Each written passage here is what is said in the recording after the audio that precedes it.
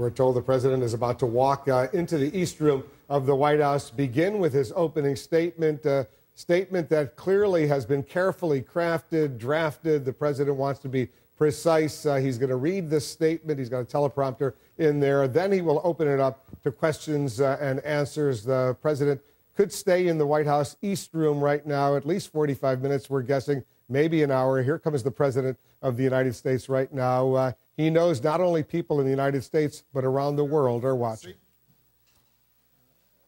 Today I had a chance to speak with John Boehner and congratulated Mitch McConnell on becoming the next Senate Majority Leader. And I told them both that I look forward to finishing up this Congress's business and then working together for the next 2 years to advance America's business. And I very much appreciated Leader McConnell's words last night about the prospect of working together to deliver for the American people. On Friday, I look forward to hosting the entire Republican and Democratic leadership at the White House to chart a new course forward. Obviously, Republicans had a good night, and they deserve credit for running good campaigns. Beyond that, I'll leave it to all of you and the professional pundits to pick through yesterday's results. What stands out to me, though, is that the American people sent a message, one that they've sent for several elections now. They expect the people they elect to work as hard as they do. They expect us to focus on their ambitions and not ours. They want us to get the job done. All of us in both parties have a responsibility to address that sentiment. Still, as president, I have a unique responsibility to try and make this town work. So to everyone who voted, I want you to know that I hear you. To the 2/3 of voters who chose not to participate in the process yesterday, I hear you too. All of us have to give more Americans a reason to feel like the ground is stable beneath their feet, that the future is secure, that there's a path for young people to succeed, and that folks here in Washington are concerned about them. So I plan on spending every moment of the next 2+ years doing my job the best I can to keep this country safe and to make sure that more Americans share in its prosperity. This country's made real progress since the crisis 6 years ago. The fact is, more Americans are working. Unemployment has come down. More Americans have health insurance. Manufacturing has grown. Our deficits have shrunk. Our dependence on foreign oil is down, as are gas prices. Our graduation rates are up. Our businesses aren't just creating jobs at the fastest pace since the 1990s. Our economy is outpacing most of the world. But we've just got to keep at it until every American feels the gains of a growing economy where it matters most, and that's in their own lives. Obviously, much of that will take action from Congress. And I'm eager to work with the new Congress to make the next 2 years as productive as possible. I'm committed to making sure that I measure ideas not by whether they are from Democrats or Republicans, but whether they work for the American people. And that's not to say that we won't disagree over some issues that we're passionate about. We will. Congress will pass some bills I cannot sign. I'm pretty sure I'll take some actions that some in Congress will not like. That's natural. That's how our democracy works. But we can surely find ways to work together on issues where there's broad agreement among the American people. So I look forward to Republicans putting forward their governing agenda. I will offer my ideas on areas where I think we can move together to respond to people's economic needs. So just take one example. We all agree on the need to create more jobs that pay well. Traditionally, both parties have been for creating jobs rebuilding our infrastructure, our roads, bridges, ports, waterways.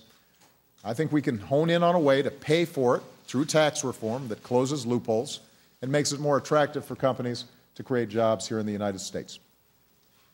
We can also work together to grow our exports and open new markets for our manufacturers to sell more American-made goods to the rest of the world. And that's something I'll be focused on when I travel to Asia next week. We all share the same aspirations for our young people. And I was encouraged that this year Republicans agreed to investments that expanded early childhood education, I think we've got a chance to do more on that front. We've got some common ideas to help more young people afford college and graduate without crippling debt so that they have the freedom to fill the good jobs of tomorrow and buy their first homes and start a family. And in the 5 states where a minimum wage increase was on the ballot last night, voters went 5 for 5 to increase it.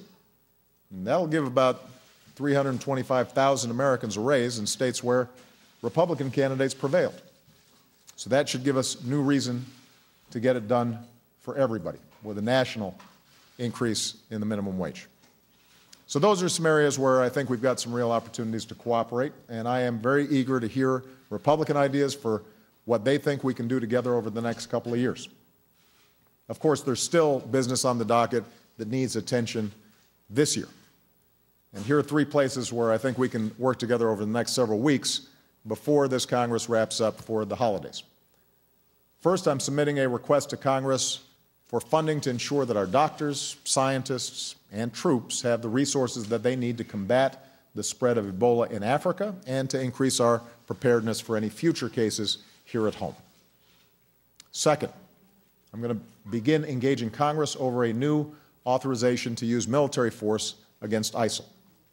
The world needs to know we are united behind this effort, and the men and women of our military deserve our clear and unified support.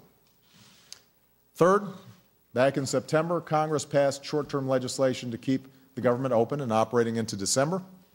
That gives Congress 5 weeks to pass a budget for the rest of the fiscal year, and I hope that they'll do it in the same bipartisan, drama-free way that they did earlier this year.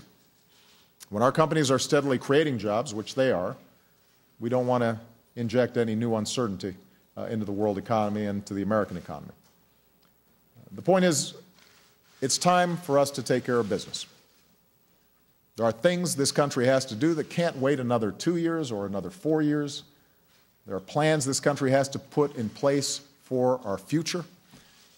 And the truth is, I'm optimistic about our future. I have good reason to be. I meet Americans all across the country who are determined and big-hearted and ask what they can do and never give up and overcome obstacles, and they inspire me every single day. So the fact is, I still believe in what I said when I was first elected 6 years ago last night.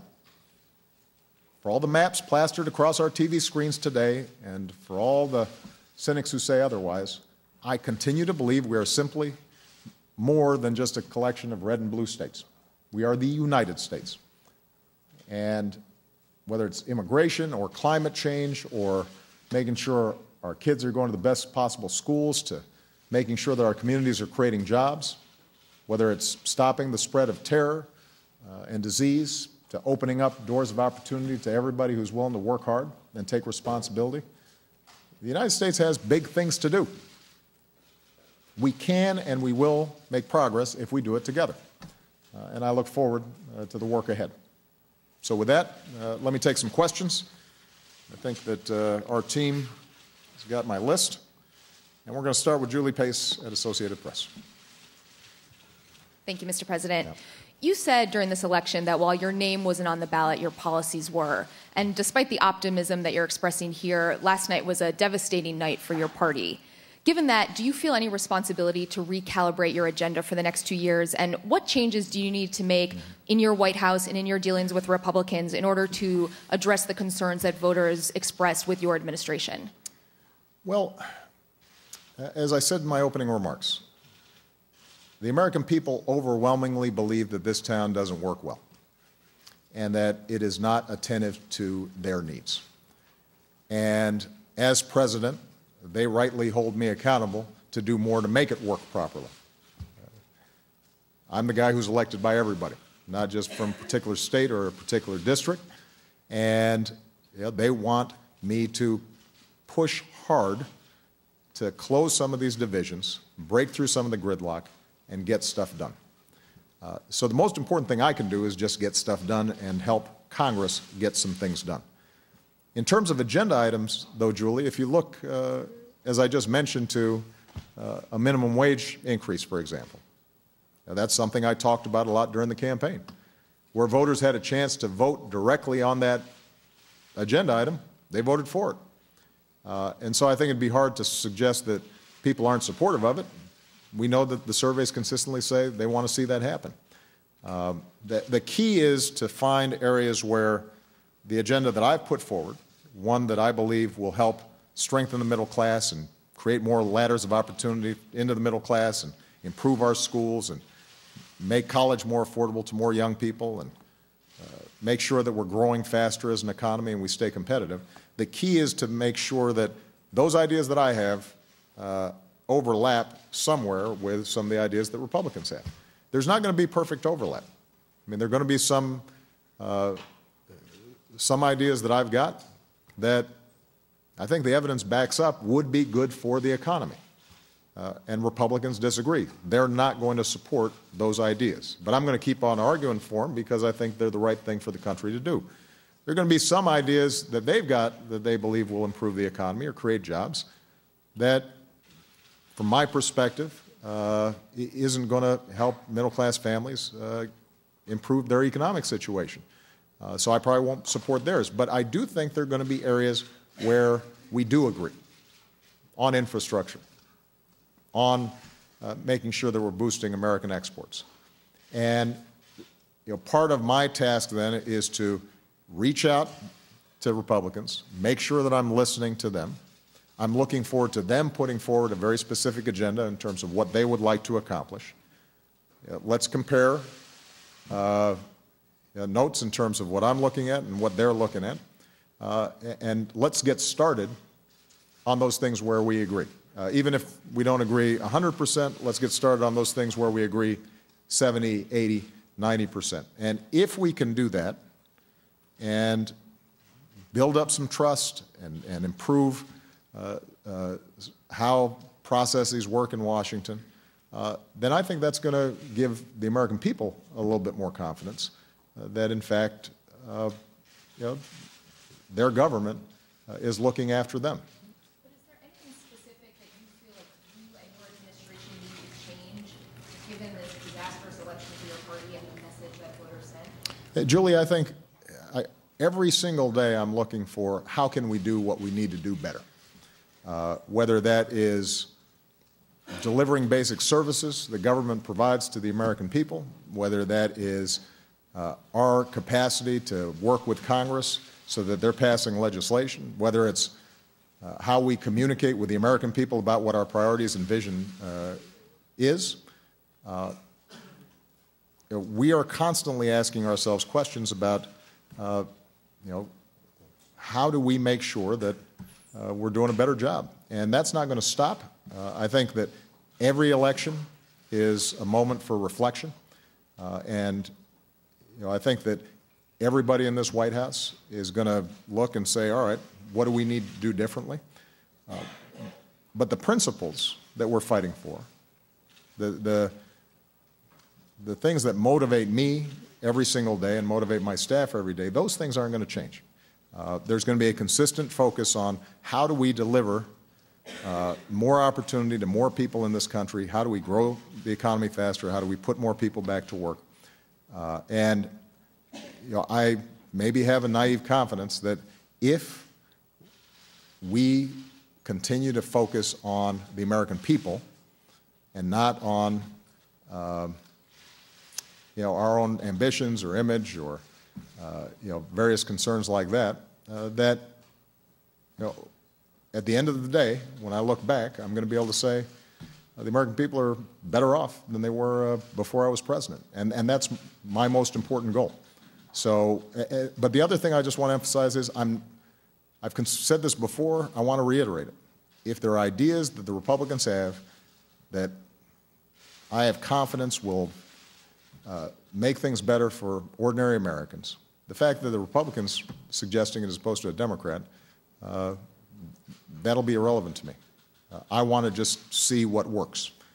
And there are some things like rebuilding our infrastructure, or early childhood education, that we know works. And I'm hoping that the kind of attitude and approach that Mitch McConnell and John Boehner have already expressed, their desire to get things done, allows us to find some common ground. Jeff Mason.